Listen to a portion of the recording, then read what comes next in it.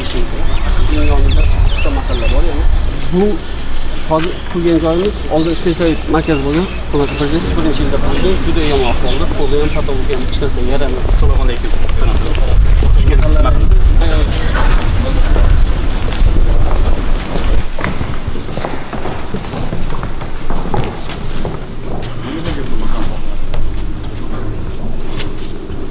Mana bu yerga olib kelmaydi, o'qib mana ko'rganim gullarni qara, atrofni qara, mana biz maqtanib Namanganda chiroyli Namangan gullar shahri qilyapmiz. Bu yer qachon gullar shahri bo'ladi?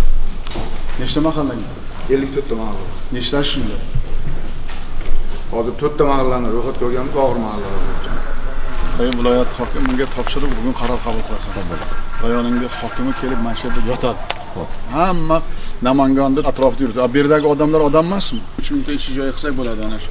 Oshpazxona, to'garaklar hammasiga odamlar ishlaydi. Bemalol qaytarib olib kelsa, qancha kambag'al bor? Hozir Mahallada 93 ta kambag'alim bor. 7 tashkil berdingiz, rahmat. O'sha bo'yicha ham 7likda man sizlarga oylik olyapsiz-ku, olmayapsiz. Harakatlaring sizlarda boshqacha bo'ladi. Odamga yaqinlashasizlar, xalq bilan davlat orasida ko'prik bo'lasizlar deb harakat qilganman. Shuning uchun mahalla 7ligi deb mana hammani gapiryapsiz. Bu yerda qanday 7lik? Qani 7lik? Hozir mana tadbirkorliklarni rivojlantirsak, Xudo xohlasa sizlarga va'da beramiz. Biz kambag'allikni holi hududga aylanamiz. Bilasizlarmi, bundaqa joylarimiz bizga yarashmaydi, barakamiz ketadi.